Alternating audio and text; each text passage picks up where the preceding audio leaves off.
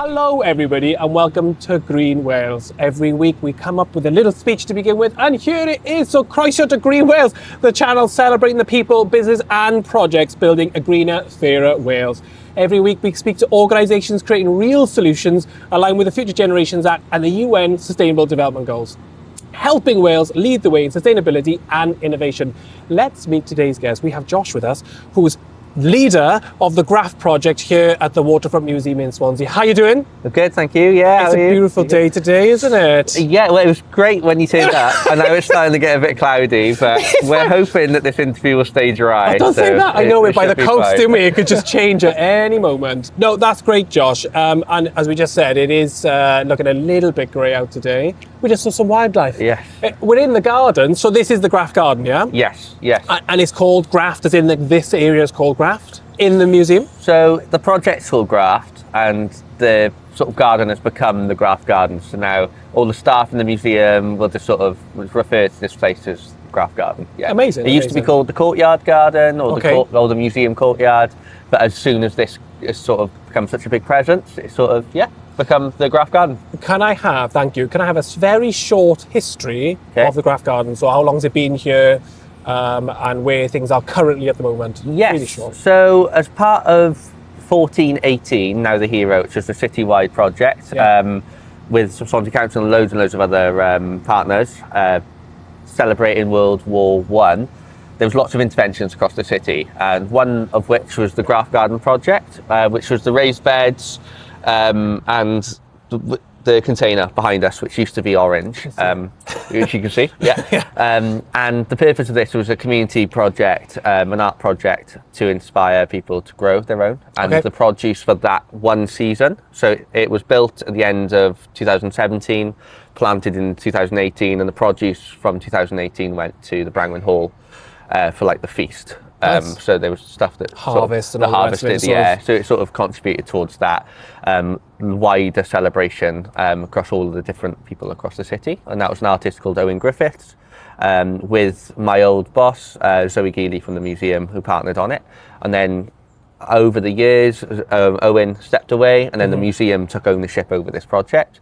They thought it was important to keep going, so then they hired someone in my role, Kosafia, who took over the role, who then added loads of other interventions. We added a polytunnel, more growing beds. They built a cob pizza oven, which is amazing. And behind the thing, we got a kitchen as well. So the volunteers, it's right there, right here, right there. You can't see it. You have to come down. You have to come down to the GRAFT garden and see it. But the volunteers then learn to cook with the fresh produce. And every Friday is GRAFT volunteering, and it's been on a Friday since the start. So that consistency, I think, is really important. I think I'll have to come back. I always do a site visit, come back again to actually get involved. So we do the interview, and then we'll come back down, and I'll actually come and get involved and do something. And you know, the first time I noticed this here, my daughter and lovely wife were swimming. I had my little newborn boy, and I was a little bit like, what am I going to do right now? I went wandering through the museum, and I just saw there was a fire on out here, and I was like, what is that? That's a bit of me. And I came out, and it was the incredible seed library, wasn't it? Doing a seed swapping workshop and teaching about plants. And I just sat down and I just had such a wonderful time. I felt so looked after. Our Earth Day event, I believe, not last year, the year before. It would have been, 2 years ago. And we try to have events in this space as well that inspire the community, built by community members and local community members as well. We try to make them free when we can. So yeah. Well, I just wandered in. Yeah, exactly. And I got seeds as well. And from that, I forget the lady's name now in the Incredible Maggie Carr from the Incredible Seed Library. She's fantastic. She's amazing. You should interview her for this. Yeah. I literally wrote her name down earlier on that's in the Incredible Seed Library. I was like, I need them. And is it the Wales Seed Hub? So she's a part of that as well. Yeah, so I wrote that down as well. I was like, why didn't I think about that? Yeah. Just by and Golidi Community Fridge. Golidi Community Fridge. I was thinking of them at the same time. I've been talking to the Environment Centre, but they're so busy with so many projects that I couldn't get them. Right, okay. Lovely. I enjoyed that. That was nice. We have a list of 5 questions with a bonus last question, which is pretty much who do you sort of recommend comes to on the channel next. Okay. But that's a nice little one at the end. I just want to make sure that you're all happy and ready to go. I'm happy. There we go. And again, everybody gets asked the same questions. For any reason, you're just like, I'm not quite sure.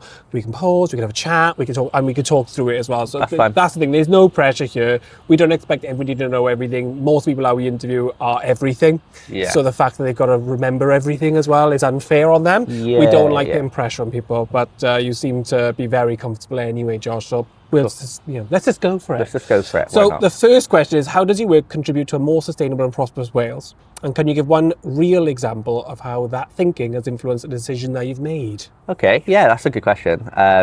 So the Graft Garden really is the first step, I think, for a lot of people. So we've given you sort of a broad outline of what the project is. And every Friday, volunteers come to the garden.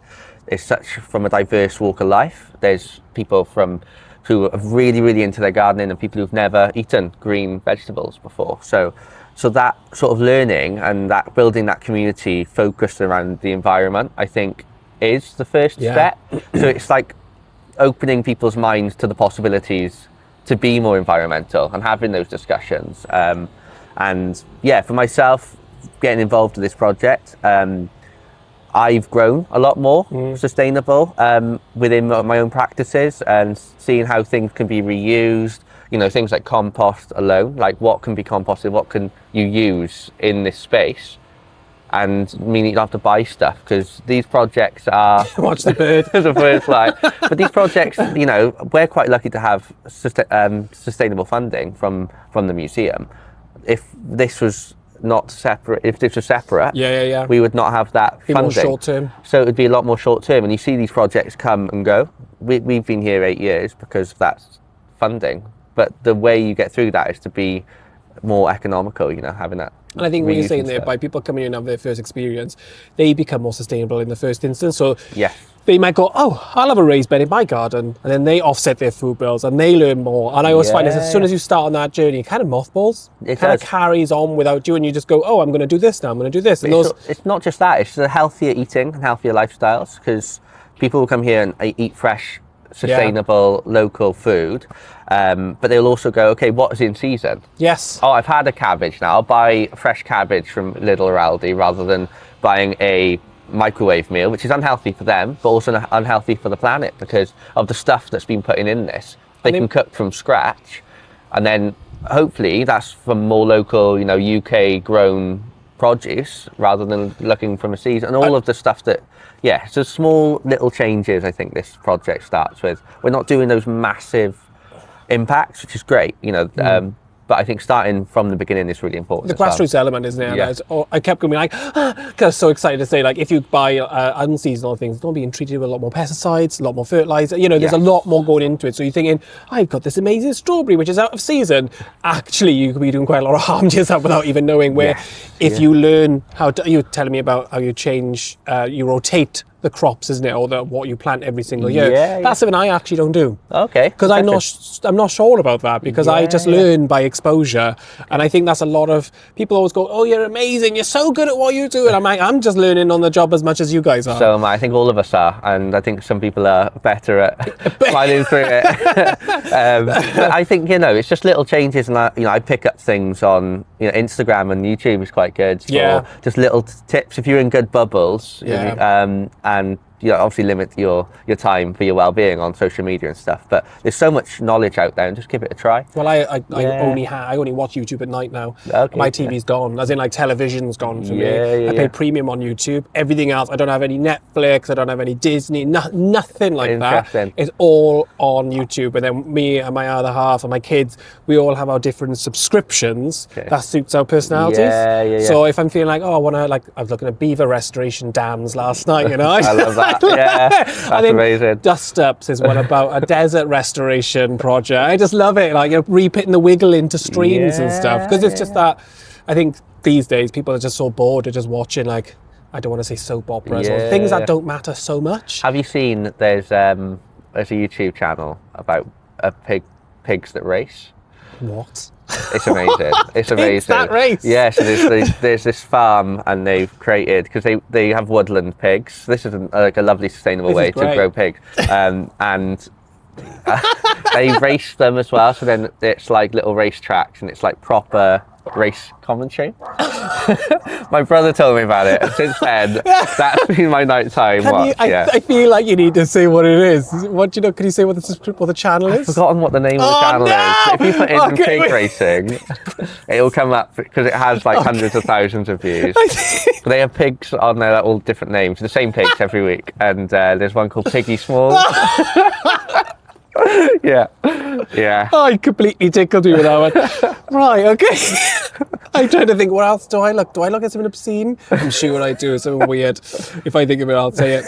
Right, we'll move on to That was amazing, Josh. Oh, okay, this is why I like these interviews. It kind of catches up all these different, it does meander. I'm a master at meandering, and I think we'll do well together, yeah? Right, so I said this is going to be less than an hour, okay? So don't go back so far. So question 2. Okay. What do you actually do? You've kind of hit into this, and a lot of these questions hit into each other. Yeah. You just get to widen it slightly. So, what do you actually do?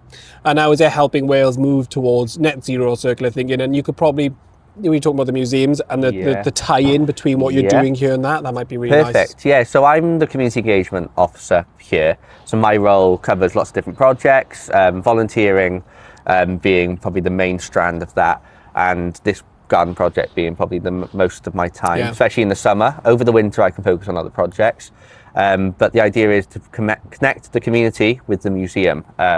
What this garden project does is it invites people to the space of the museum without really inviting people to the content in the museum. So it's allowing people who wouldn't normally feel comfortable in museum settings not feel like a museum is a place for them, maybe because they've grown up not really liking the education system, stuff like that. So they come to the garden project and they love it. They found the community here, and then from there we engage with the collections in the museum. So it's really bringing people who would never find themselves inside of a museum.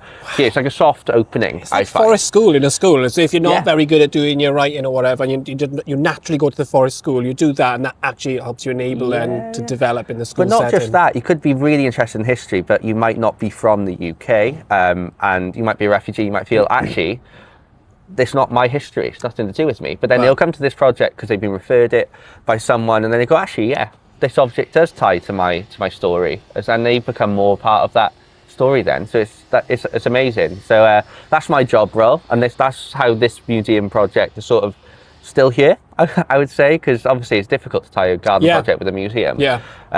Obviously it focuses on well-being, so we do a lot of stuff around being out in nature, just vicariously. We're not mental health first aid trained here, we're not, but just through actively doing it, you improve your mental health, you improve your well-being, you create that community. Doesn't it? Slows it all down. If you till a bed, you plant loads of stuff, it takes an hour instead of flicking through 100 videos in that time, you know, and your attention is just more just towards one thing. And you create conversations with people that you'd never speak to on the street, walking through, you know, Sainsbury's or whatever. You normally speak to people where you have that. I think these days, socialization is so good. I was walking the kids home yesterday, and this kid had their phone out and they were doing this, and she literally walked straight into me with the kids. I was like, I'm here, just, you know. So it's just breaking that barrier. People don't have their phones on, they just like, we have music on, it's great. But not just that, we have other projects as well with this garden. So we have the bee project, so I'm not sure if you can, you can see the corner of the balcony. Up there, we have some bees, and Alison, our beekeeper, engages with some school groups who come in and they get their beekeeper suits on and they learn to be beekeepers. And then in the summer, then we engage with the public. Doesn't it have an observation window as well from the inside? We have an observation window. You can see our bees from inside the museum, but they're moving soon, so we're going to have them on camera soon. And then we have GRAFT, which is our young under fives family. It's like a forest school, but in the museum. And it's like a first steps. It's like building good habits for kids and going, you can be outside and enjoy it. Kids love it. If you just let them do it. Free play, they will engage, they'll get muddy, they'll do it all. Yeah, my son, if he saw, I don't know if you can see right behind me, there's a raised bed being renewed.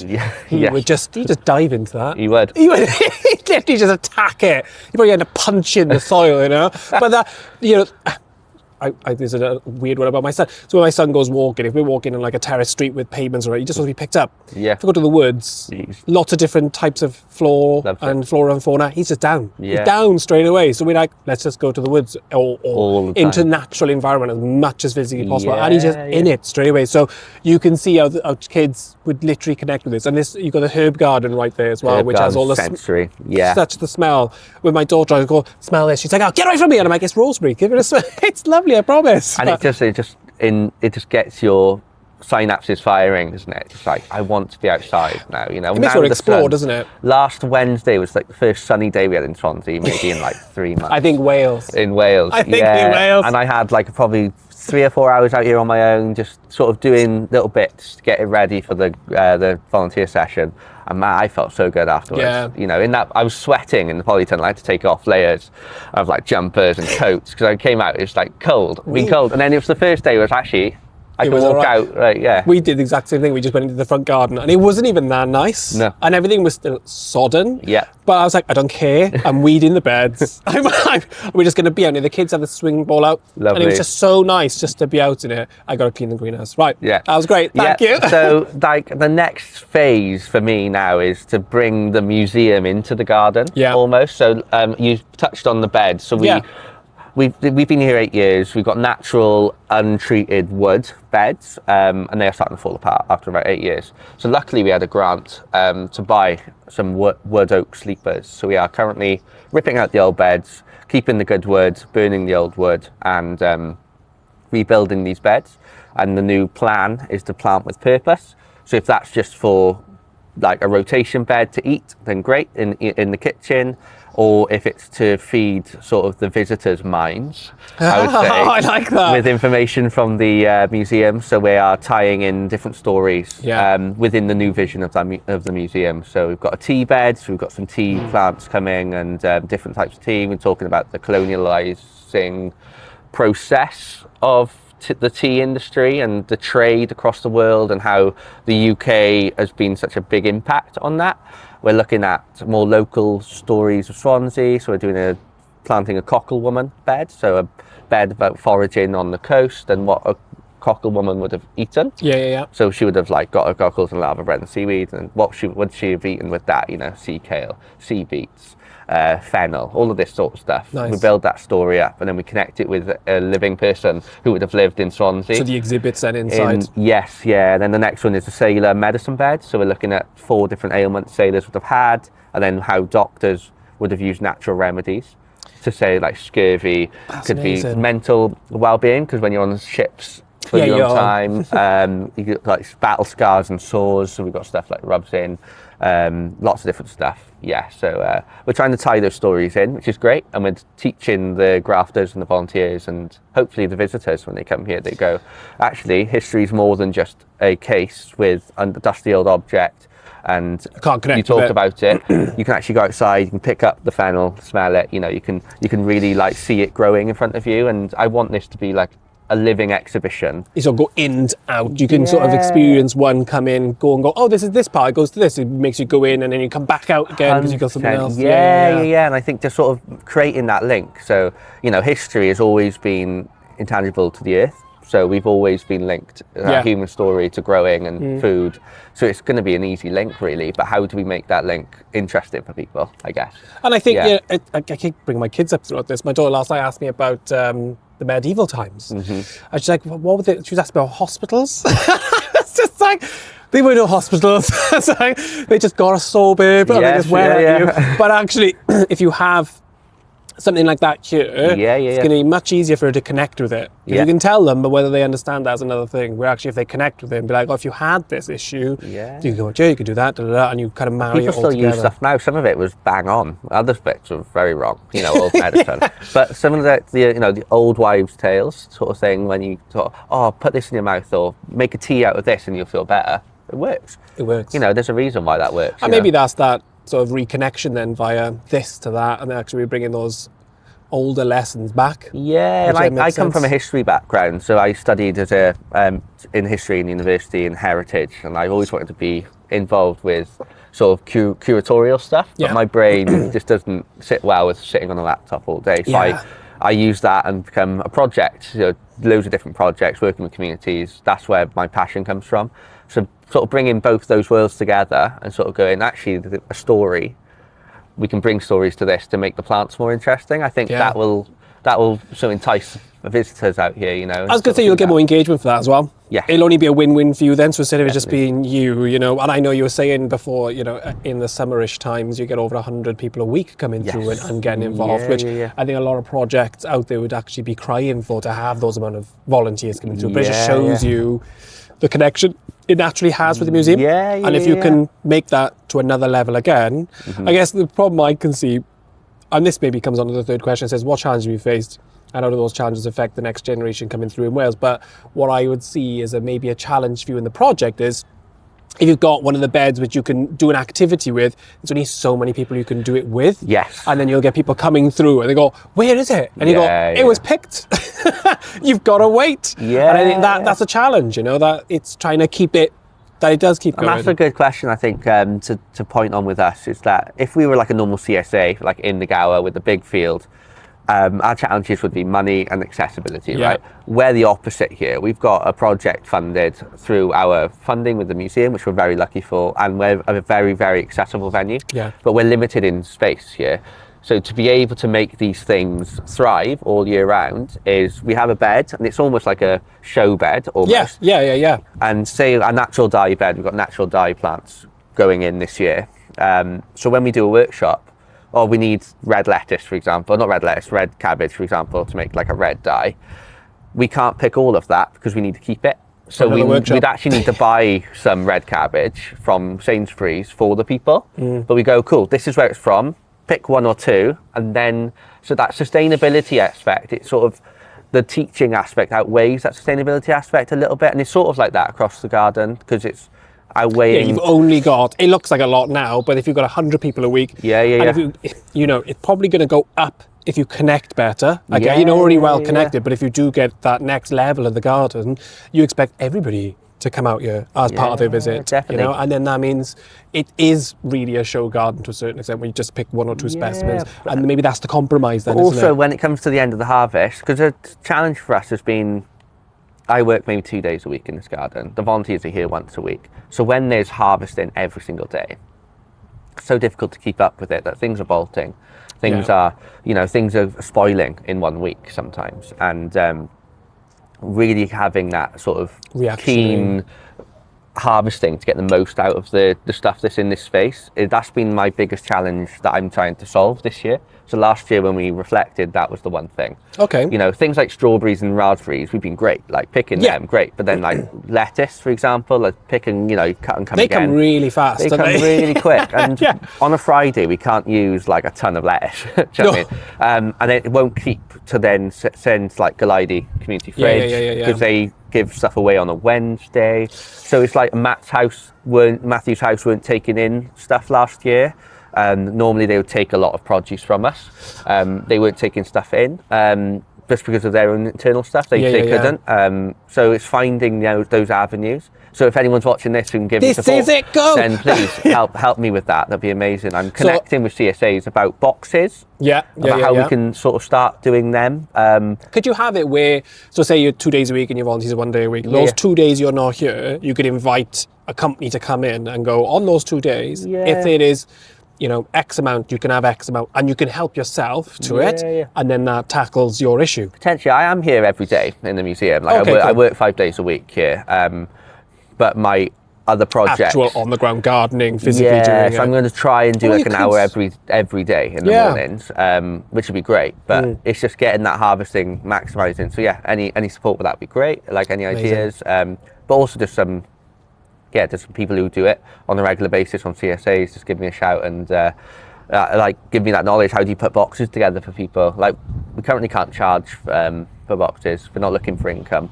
But it could just be a donation. But we could even just donate it to people in need. And you 100%. Could. I've seen people do it before where you create your own box, because everyone has a unique harvest. They harvest certain things. You have hubs where they all come together, and everything comes to a hub, and then they create more boxes. Interesting. But maybe for yourself, what you could do is I know there's building work going on right now, but the doors that would mainly lead out, you could have a selection of boxes on the day, and as your visitors are leaving, they could pick up a box and leave a donation. Box or a bag. Yeah. You know, like and then just leave a donation. Yeah, like an honesty box, literally for a donation. On your way out, you can actually buy the produce you've seen, and you'd probably be really surprised how many people might take you up on that. And it's low, you know. So we do that with our seeds. We do that with our seeds. But yeah, looking to do that with our produce, I think would be great. Yeah, I think so too. And I think with the hub mentality, people are always looking to collaborate as well.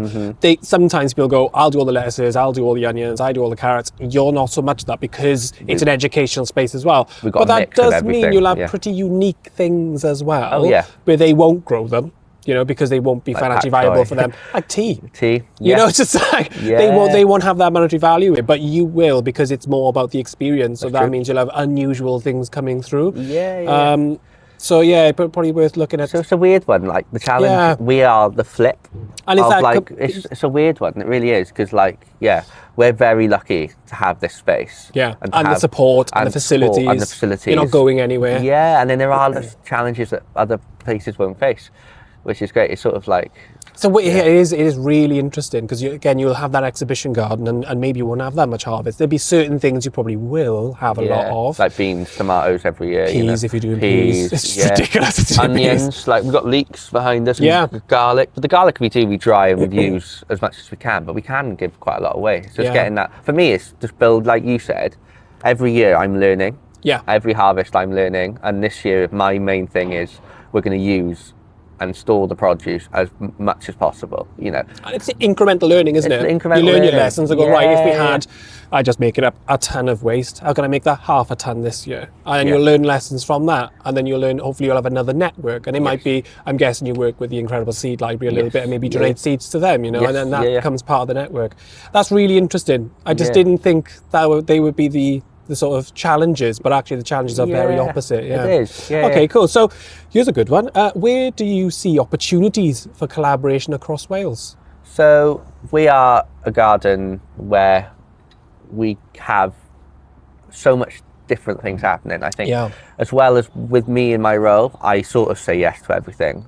It sort of becomes a problem sometimes when I said yes to too much and I can't commit to it all. But having sort of an open-minded person leading a project is really important, I think, because if someone else has an idea I don't have, I'm almost like, yes, let's do that. That's amazing. You know, so that's the opportunities, having those people in positions. Like, we've got these beds, we've got these growing opportunities, but if you wanted to come in and do, like, you know, we have like events here that come from an opportunity. We have supper nights, which is just been an opportunity we've had, so we have a public events and stuff, so lots of different things like that.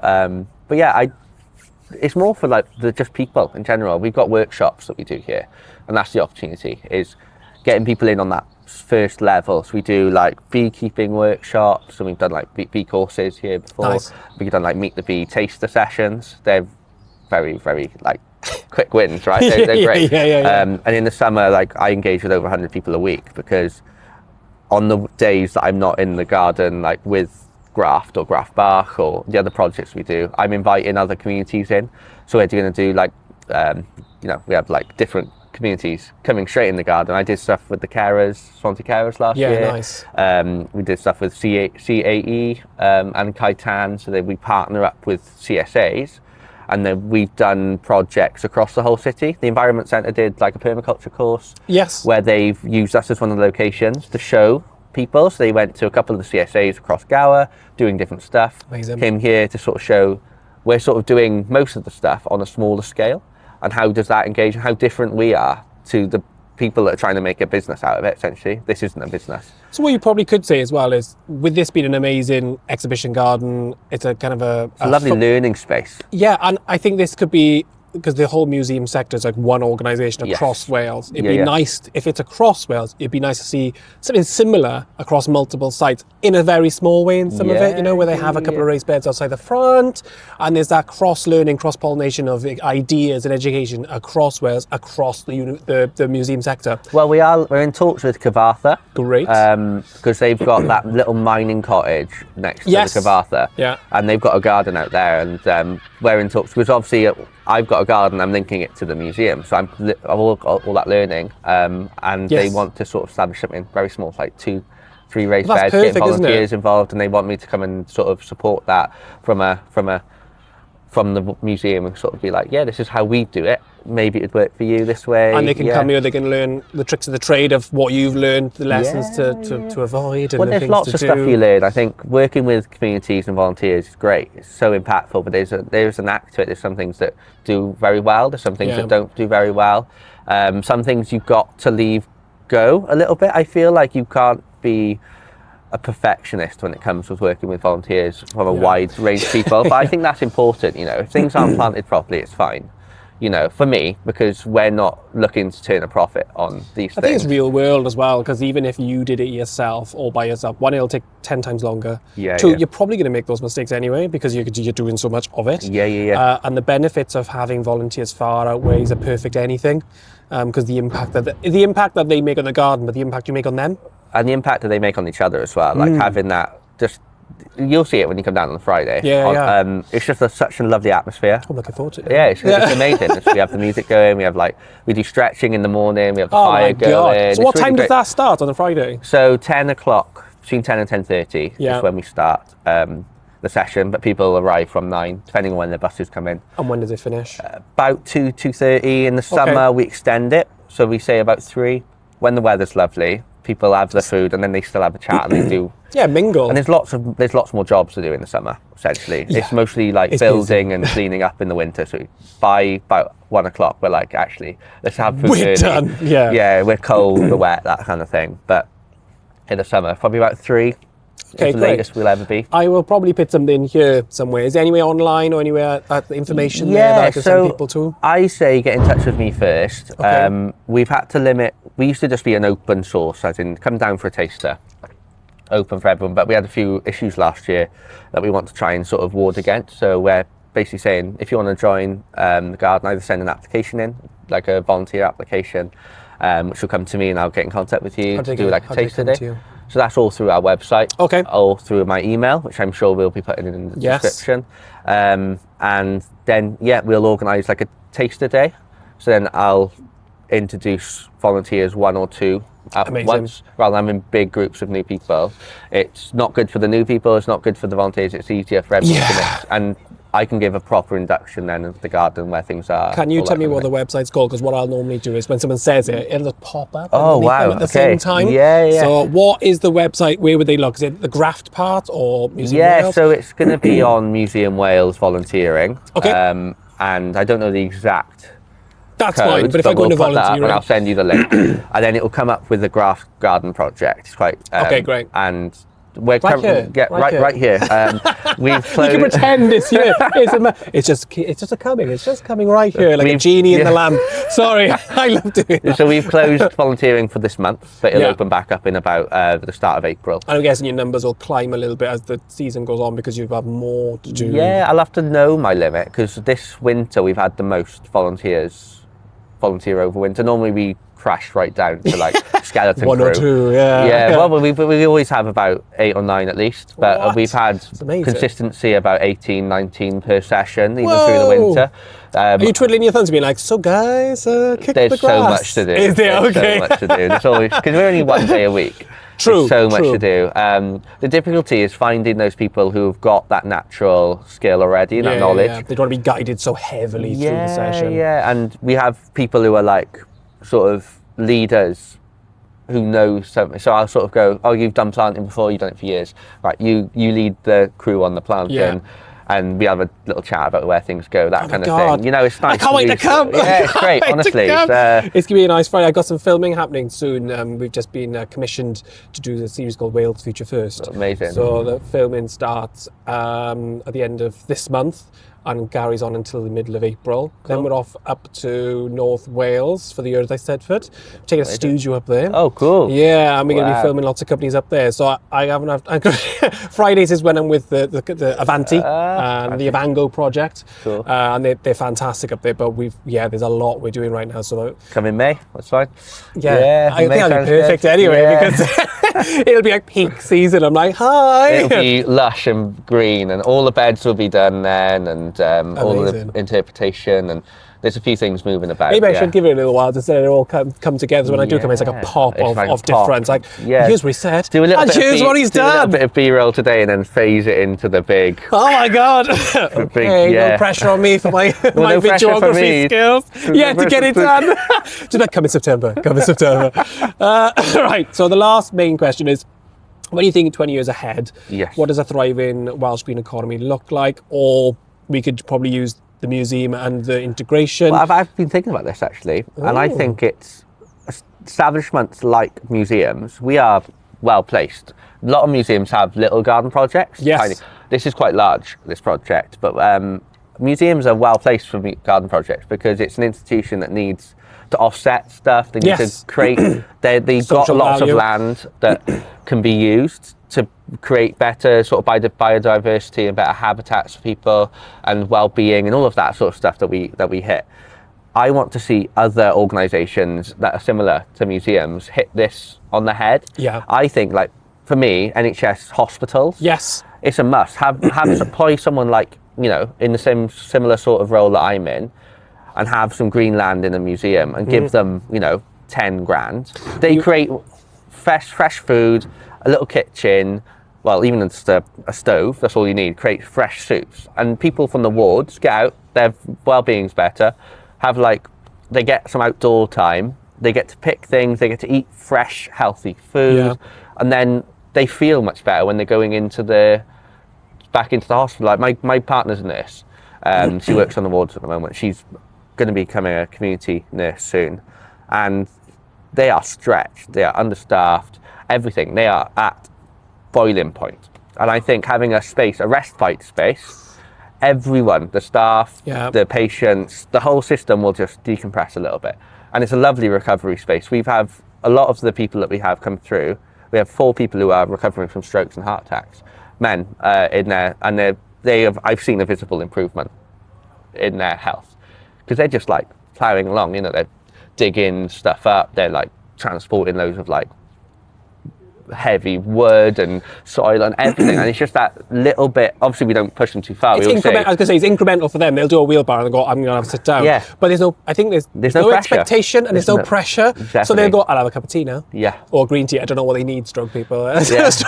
I don't say like coffee with loads of sugar in it. No, let's not do that. If a couple of years after they're fine with coffees and stuff, instant coffees and stuff is fine. But yeah, it's great. It's just the recovery of people. I think. What's really interesting, we interviewed a community project called Grow Rhondda with a guy called Dave Harris up in the top of the Rhondda.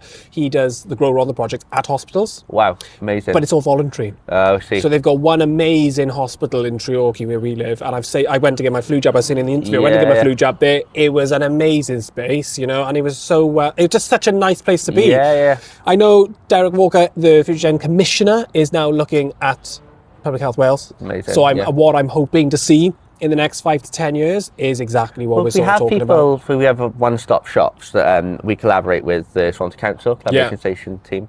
I know you're going to do something called Collaboration Station, it's fine. You didn't hear that. We're all collaborative here. We're all collaborative. We can have the same name, it's fine. We have people from Public Health. Yeah. And they come out and we have had 1 or 2 referrals for people to come here, which is great. Like if you're from a public sector and want to refer people into a project like this, then I think do it, you know. I think the important thing is financing it though as well. Yeah. So instead of looking at these amazing third sector companies who are doing all these things off their own back because they have a passion for it, it's going, I see what you're doing, we're going to measure that via social value for ourselves. Yeah. We're going to give you a grant of 10 grand, like you said, for the year, and we want, you know, it's not like we want X, Y, and Z, but what we will get from it is 2, 3 gardens, whatever it might be, an opportunity to volunteer. We can decide the day of volunteering, so we can, put the plans together so our patients can come out, whether they just get exposed to it, whether they come and get involved. And I think I'm hoping that's where we're heading. That's where we're heading. And it could be a lot cheaper. Like this garden, the only reason we have to have raised beds is because this is all made up land.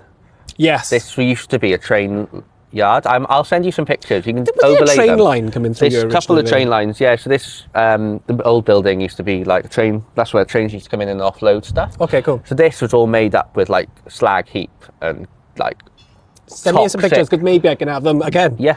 Turning up. Yeah, turning up. I think right now. It's really, really cool to see. But like, it's all toxic land essentially. So we've had to make up the soil, and we've had to make raised beds. You know, it's a good couple of years after it's been all made up, so it's safe enough. But yeah, like, it's all raised beds for that reason, and raised beds are expensive because wood and soil is expensive, right? Yeah. But if you do no dig, a couple of cardboard sheets. It's that initial expense, isn't it? It's just that and initial, then you're in. And then you're in, and you don't need that. You know, you don't need that. I'm getting excited by your project because if you've got like Public Health Wales, they can have a collaboration with the council. Yes. The council then can bring wood chippings, they can bring soil because they're managing huge areas of land. Circular economy. It's all very circular. It means there's waste going nowhere. Yeah. You're feeding each other's projects. Yeah. What I keep seeing that's missing is hubs. Yes. For all different types of things, whether that's food and microgreens, whether that's circular economy and clothing, and there's all these amazing projects throughout Wales. And just give these garden projects a specific like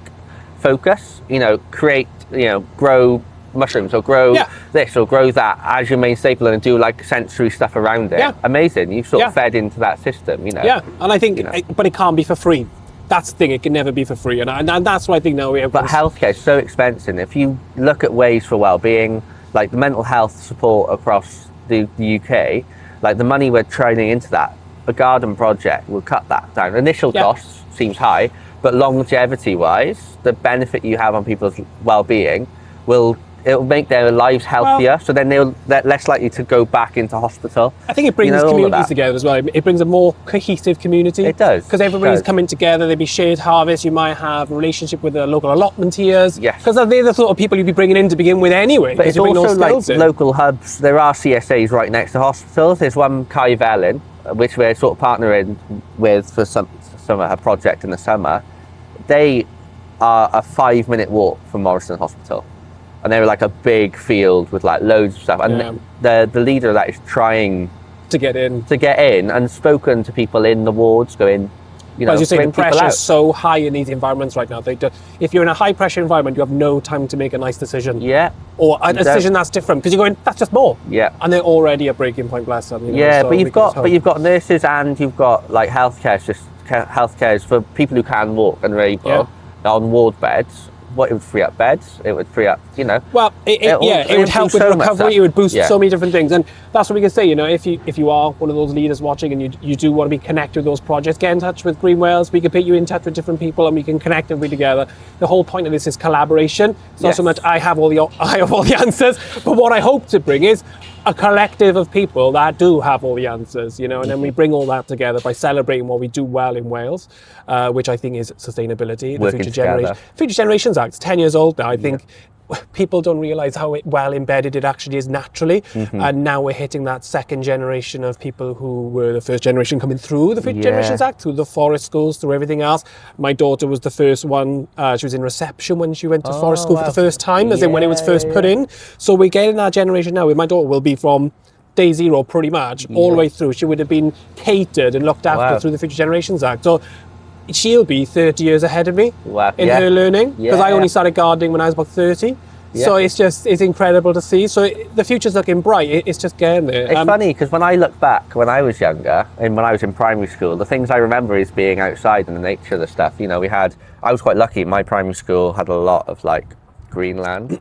We had like a little pond, a little forest area with a willow That's amazing. Stuff. There was only 200 of us in the school, but we had like big oak trees, loads of stuff. I remember we found like shrews and all sorts. It was amazing. That's amazing. It was on an old like mine site, I think. I don't know. But yeah, that's what I remember from school. I don't remember the classroom. I remember being outside, and what we did, we went and we had like story time in the willow arches, and we did like. Oh my God, you were ahead of the game. We were doing like biology and geography, and we were walking around the site, ponds and trees and all of that, and that's what I remember more than anything. I'm jealous though. And I didn't even go into like geography and horticulture or biology, and that's the point. I'm still tied to it because it's tied to everything that you do, really. I think, but that's where I've said in a previous interview, is that we're past the point of sustainable leaders now. It's now integrating into every job. Yeah. So you might be an amazing accountant, but you can have a sustainable supply chain by looking at life cycle assessments and looking at going, is there slavery in the supply chain? Because you care ethically about what's going on. Are they poisoning the local rivers?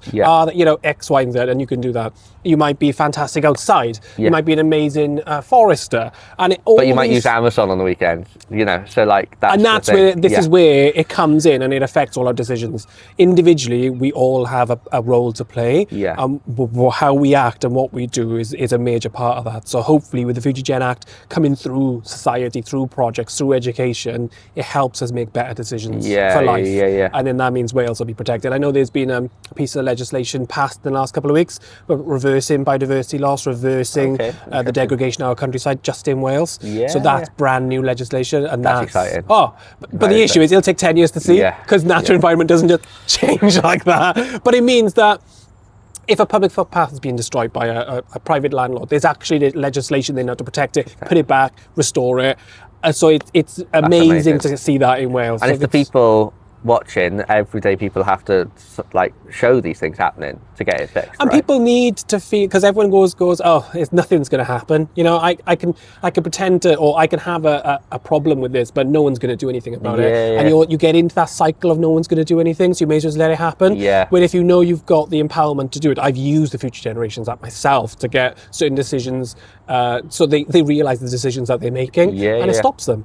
And I'm going to, if you know what you're talking about, you know what you're saying, and you've got legislation to back you up, and you've got the act to back you up, people can't do anything. That'd be amazing. They have to act in a proper way. And that gives you then resilience, gives you that sort of, there is an option, there is a way through this. And this is learning, and this is what this channel's all about. So teaching each other. You might have this amazing idea, or you might be doing this amazing project, but do you realise you're aligned to the Future Generations Act? Do you realise that you have a lot of power in what you're doing and what you're saying? And a lot of value as well to add to the local economy, through collaboration, through working with others, working with bigger people like Public Health Wales, the councils, the local governments. And I think this is an empowering channel. And that's what it's all about. I think that people in positions of power want to hear from people with ideas, because it makes their lives easier as well, right? This is here to be a bridge. This is to go, right, the thing you want, right here. You didn't even realise it's here. And you're actually a fantastic example, because you're in a museum, you're a really safe pair of hands because you're trusted. Because people go, I can't trust them because they're not doing things properly. Well, you can trust these guys here, you know. But this should open the door for a lot more. If this is the begin, then you've got a lot more to go and discover out there, which is what we're on to discover as well. And we've got some amazing people coming up. I think I've got Garden Rescue SOS next week.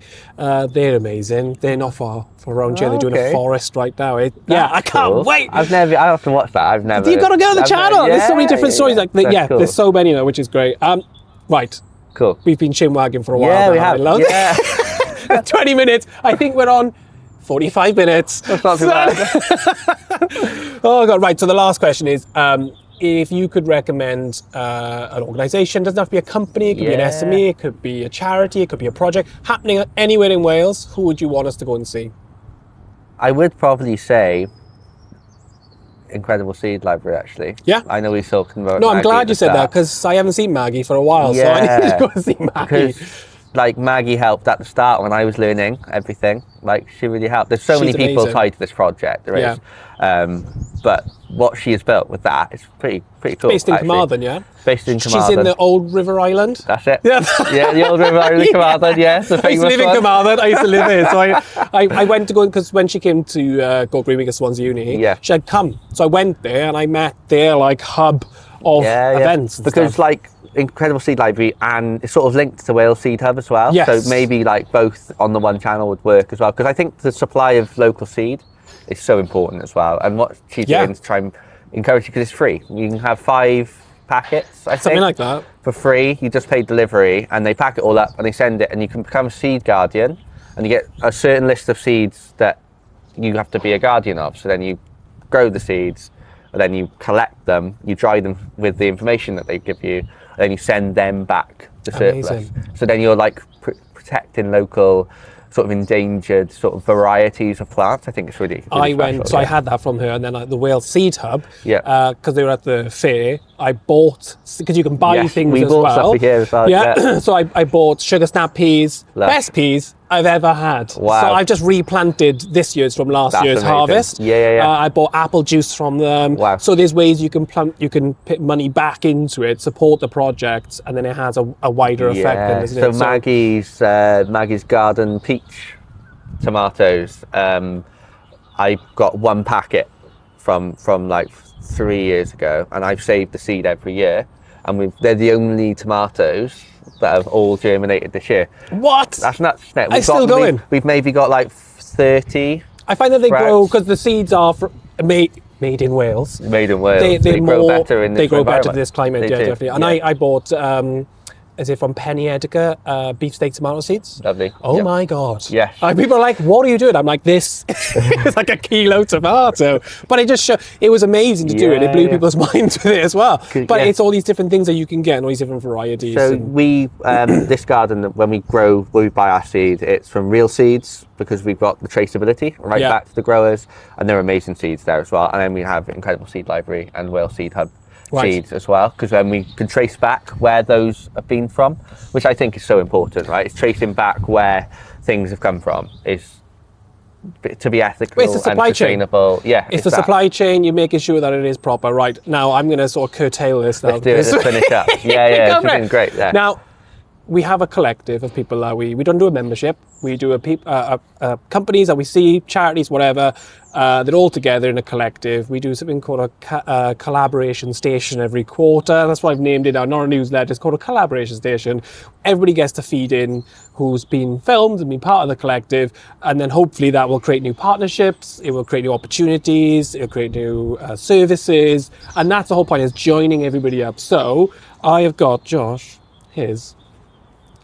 Oh yeah. GreenWales collective badge. It feels like the Olympics. There you are. Amazing. No, it's an absolute pleasure. It's like the Olympics. Stand up. You're the best. This is going to be on here forever now. No, we just want to say thank you very much for coming on the channel. It's been amazing. I'll come and do a revisit in a month or two, definitely, when everything's more growing, when you've got everything installed as well, because I think there's a lot of work happening here right now. It's really exciting. So it is the exciting place to be. There's a lot of change. Change though. I think good change. If you're going to be visiting Swansea, from the summer onwards, you'll see a major change in the museum and this garden as well. So you told me some bits that's coming. I'm not going to say anything. Right. The last thing we need to do is wave and say goodbye, pretty much. So thank you very much. Thank you to the museum. Thank you to everybody here, everybody that's been involved in the project. Please do subscribe to the channel, because the more people that subscribe, the bigger the awareness to all these projects, and the more they get out there, the more they get onto the right screens, the people who make those bigger decisions, and the more influence, positive influence we have across Wales with embedding the Future Generations Act. So from us, it's thank you and goodbye, and all we do is wave. Bye. But